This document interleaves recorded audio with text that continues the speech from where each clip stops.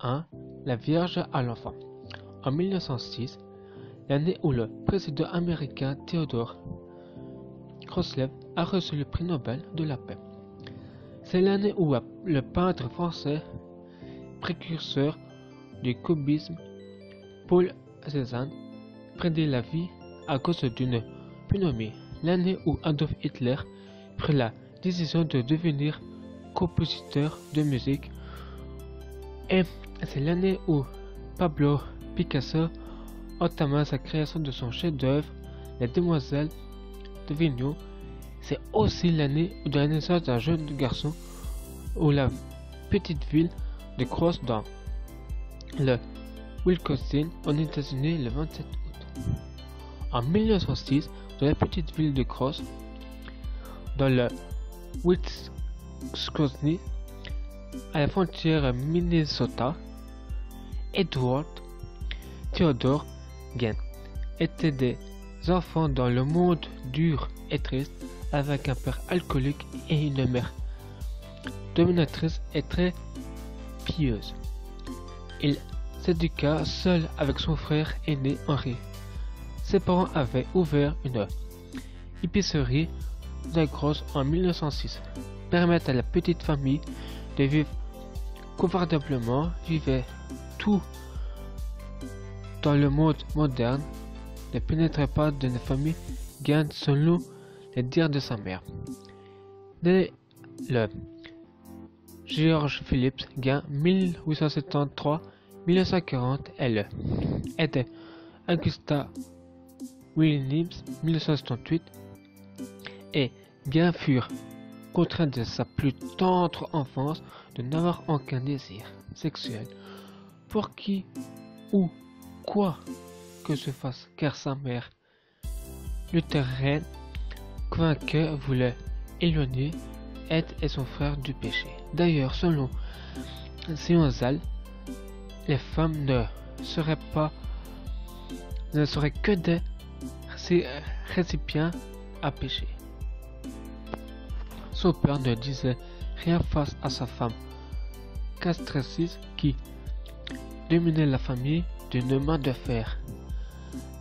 Elle médiserait tout le monde, surtout son mari. Imaginez, elle priait tous les jours pour que celui-ci meure. Et inculpait sa famille et croyait que c'est la ruse par la force. Le père d'Ed et Henri commença alors à battre sa femme sous l'évernement, la filtration et l'alcool. Malgré cela, elle continua à mépriser son entourage en disant que par la même occasion que ses deux fils seraient des ratés comme leur père. Malgré que ces conflits familiaux, Edward ne pouvait s'empêcher de s'attacher à sa mère, malgré le fait qu'elle obligera le père à ne plus revoir ses enfants durant toute leur adolescence. Il voua quasi culte que sa mère, ce qui n'était pas le cas de son frère Henri. C'est à partir de cette histoire ou celle du livre éponyme de Robert qu'Alfred Hitchcock fit son chef-d'œuvre Psychose. En inspirant de l'histoire Edward Gain et sa relation presque morbide avec sa mère pour créer le personnage de Norman Bates. On peut aussi citer le passage de la saga du Vendredi 13 et l'amour maladie de Jason pour sa mère. L'élève ordinaire moyen à l'école, c'était cependant doué en lecture. Il aimait lire, car celui permettait de s'évader de la réalité. L'école fut aussi une mauvaise expérience pour lui. En effet, ils furent souvent moqués point de doigt et maltraités par ses camarades, car il était très timide et quelque efféminé. Sa mère ne voulait pas qu'il fasse d'amis.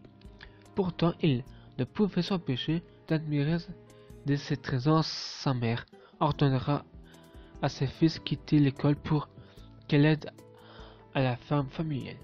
C'était juste prétexte, car elle ne voulait pas que ses enfants allaient à l'école et fréquentaient le monde extérieur. Les deux frères furent seuls dans leur enfance. Ed appréciait et admirait son frère, qu'il avait comme un bon travailleur et gentil avec lui. De ses biographies du serial killer de Ed Gein. Le 1er avril 1940, le père meurt d'une crise cardiaque. Depuis, ses deux frères ne cesseraient de travailler et de faire petit boulot pour gagner leur vie, aussitôt aperçus par la population locale comme faibles et à tout à faire. Les deux frères firent toutes sortes de travaux pour de l'argent. Ed faisait parfois du babysitting car les voisins remarquaient que le jeune homme était un peu retardé mental et qu'il avait donc contact plus facile avec les enfants qu'avec les adultes. Alors, c'est qu'un tragédie accident va finir dans la famille Gein qui va être l'élément déclencheur de toute cette histoire. Chapitre numéro 2. Le serment des Arcos. Le 16 mai 1944, Henry fit une petite bêtise. En effet, il déclencha un incendie dans les marais de la propriétaire et des deux frères durent se démeute pour éteindre cette histoire va être l'élément important de l'histoire des Gein. Pour une raison importante, je précise que vous allez dire que c'est spéculation et que tout cela n'a jamais été réel démontré. On ne sait pas si tout cela était passé ainsi dans l'histoire. Il y a deux versions, une officielle, l'autre plus évidente mais non démontrée faute de preuves. La version officielle, les deux frères se dispersaient la part de l'autre des propriétaires pour éteindre le feu qui ravage les provinces. Lorsqu'Ed ne vit plus son frère paniqué, il appela la police. Une fois que le feu éteint, ceux-ci organisent une battue, mais ils n'eurent pas longtemps à chercher. En effet, Ed leur mena directement à le cadavre d'Henry, comme il l'avait personnellement où il était. La police pensa un instant que Ed pouvait être l'auteur du crime, mais son apparence fragile et efféminée leur firent doute de sa responsabilité. Henry a été retrouvé sur une parcelle de terre noire ravagée par les flammes de contusion de la tête.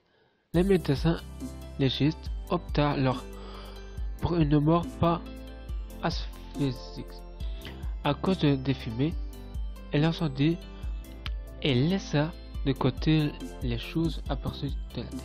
La seconde version est réalisée du film Atigno en 2012 et malgré la manque de preuves, il peut prendre compte que la version officielle qu'Henry trouvait l'attachement d'Edward pour sa mère malsain. Une relation intime s'était installée entre eux. Henry ne pouvait s'empêcher de faire commentaires, ce qui énervait beaucoup Ed. Celui qui était énervé qu'Henry ne pense qu'à la même chose que lui concernant sa mère. Durant l'incendie, Edward dut vouloir faire payer par ses paroles et le tuant et en mentant à la police. Le jeune homme fragile avait donc du sang-froid pour tuer son frère. Par amour pour sa mère, c'est à vous de voir. Suite à cette mort tragique, qui ne résistait plus qu'à deux membres de la famille Gein.